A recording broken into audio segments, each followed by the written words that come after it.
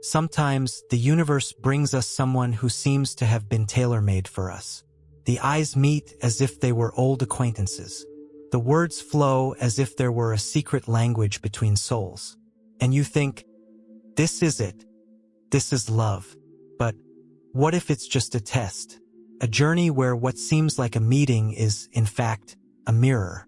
And where what you feel as love is the reflection of something much deeper. A forgotten part of yourself trying to return to the center. Carl Jung said, "Until you make the unconscious conscious, it will direct your life, and you will call it fate." And maybe, behind every great love that didn't work out, there is a hidden force, a silent soul contract, and a chance to awaken that you cannot ignore. This video is not about avoiding love. It's about recognizing it when it comes in the form of a lesson. Every true encounter begins before the touch. It begins in that moment when something stirs in your chest, and you feel like you know that person before even asking their name.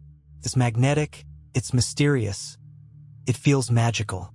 But that magnetism doesn't come from the other person. It comes from within. Relationships like these, intense, fast, deep, are often not romantic reunions, but symbolic ones. They are forgotten parts of our psyche, emerging in the form of another human being. You don't fall in love with the person. You fall in love with the part of yourself that they activate, that they reveal, that they invite back into the light. These connections are like archetypal mirrors. They reflect our light and our shadow, our strength and our longing, our potential and our wounds. And in that reflection, something inside us is moved. Not because we found the right person, but because, for a moment, we rediscovered an essential part of ourselves that had been asleep. But this kind of love doesn't come to stay. It comes to reveal. And the most common mistake is trying to build a home where there was only meant to be a passage. You believe you are choosing, but most of the time, it's the unconscious that chooses for you. Jungian psychology reveals an essential mystery. We project onto others what is asleep within us. Impossible loves, love at first sight, connections that shake our world. All of these often come from inner forces we do not understand. The anima and animus, as Jung described, are the unconscious images of the feminine and the masculine within the psyche. When we meet someone who fits these archetypes, something lights up. But what seems like love may actually be projection. You are not seeing the other person. You are seeing what they awaken in you.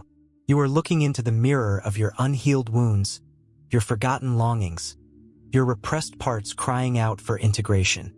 That's why certain loves throw us off balance. Not because they are wrong, but because they touch such deep layers that they force us to feel everything we've been avoiding our whole lives.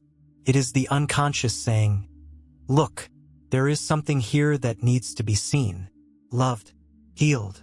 That's why, before giving in to the enchantment, ask yourself, who within me is choosing this love? The soul or the wound? There is no wrong answer. There is only an invitation to awareness. Because every unconscious love eventually comes with a cost, and almost always that cost is the pain of disillusionment. But pain, when welcomed, can become the beginning of awakening. There are encounters that seem written in the stars. Moments when the universe aligns everything with almost poetic precision. You were in the right place at the exact right time. So was the other person. And then it happens. The looks, the signs, the goosebump-inducing coincidences. You think, this can't be random. And maybe it isn't. Carl Jung called this synchronicity. The manifestation of meaningful connections between events that have no direct causal relationship, but come together in perfect symbolic harmony. It's as if the universe were staging a play, and you were both the character and the audience at the same time. But not every synchronicity points to a happy ending. Sometimes it points to a lesson that needs to be lived, a cycle that needs to be closed. The mistake is believing that every intense moment is a sign of forever. But intensity is not destiny, it's a calling. The person appears not to stay, but to push you inward. They touch you deeply not because they are the one, but because they carry the exact vibration that will trigger your transformation. That's when the test begins. Are you ready to let go of the romantic dream your inner child still insists on holding? Are you ready to decode the hidden message behind the encounter and ask, what part of me did this moment come to awaken? The idea that true love will come, stay, and complete everything is a comforting and deeply illusionary myth. Some loves arrive not to complete, but to break. They don't come as shelter. They break things open, reveal, and shake your foundation, and only then, they awaken. These connections are vibrational portals. They appear to open internal pathways that were sealed shut. Sometimes, a single kiss, a single conversation, a single ending carries the energy of an entire lifetime. But many get lost trying to turn the portal into a home. They try to hold on to what was meant to pass through. They want to fix in place what was meant to move. And they suffer, because the love that is a portal does not accept captivity. It comes with the energy of impermanence, of intensity that frees, not of stability that comforts. Wisdom lies in recognizing the purpose of each encounter. Some are anchors, others winds. Some are homes, others lightning. You need to ask yourself, did this relationship come to stay or to transform me? And if the answer is transformation, have the courage to walk through the portal, even if it means also walking through the pain of loss. To walk through is to grow. To stay stuck is to repeat. No love that transforms us goes unnoticed by the soul's body. It leaves a mark, cuts. It leaves traces. And when it leaves, something inside us seems to break. But what hurts, in truth, is not the absence of the other. It's the collapse of the illusions we built around them. It's the rupture between what we wanted to live and what life actually gave us. In these moments, pain is a catalyst. It is the silent cry of an inner part that was finally touched, an old wound that the other only revealed, but that was already there, waiting to be felt, seen, and embraced.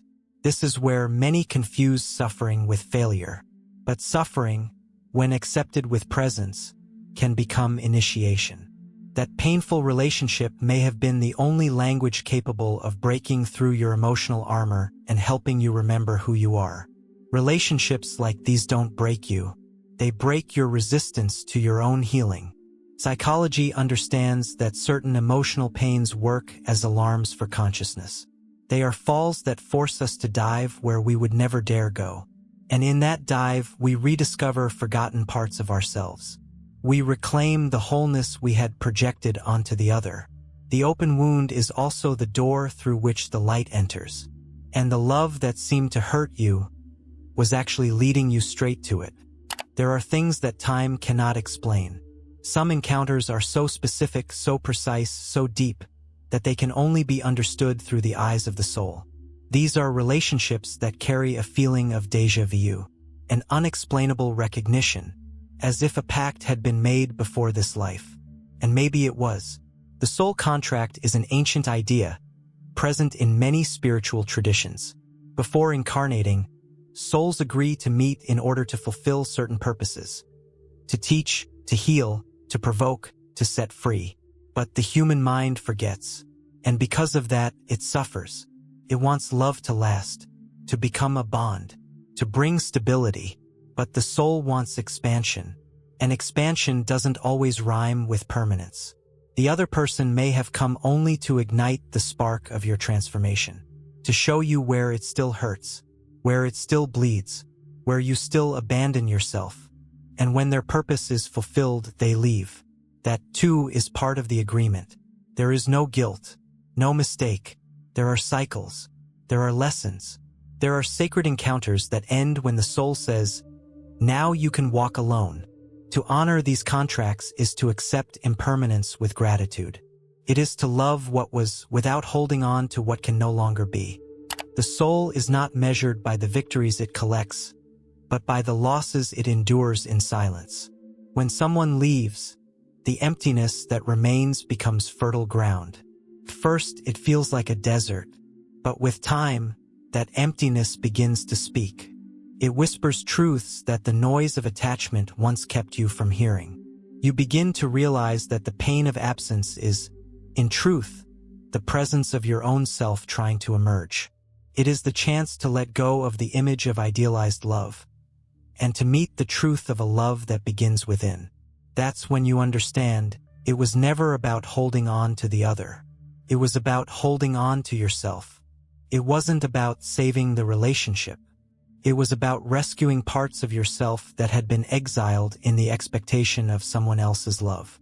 Letting go is not abandonment. It is liberation, and the scar that remains is a symbol of passage, a sacred mark of someone who had the courage to love, to lose, and still remain whole. Losing can be the deepest act of self-love, because by losing what was never meant to stay, you find what you never stopped being. After everything, only one direction remains: inward. The love that seemed to come from the other was actually a call from within. The touch, the gaze, the presence, all of it was symbolic language from a part of you trying to return home. You weren't searching for a person. You were searching for yourself. And now, without illusions, without masks, without expectations, the true relationship begins. With your soul, with the silence, with your wholeness. True love is not something you find. It is something that is revealed. It doesn't come from outside. It radiates from within. It doesn't depend. It vibrates. And when you vibrate love without needing to possess it, the universe responds with something even more rare: peace. So, if it feels like love but it breaks you, maybe it's a test. Not to punish you, but to remind you of what you came here to learn. That you are already whole. And that every true love is, above all, a return home.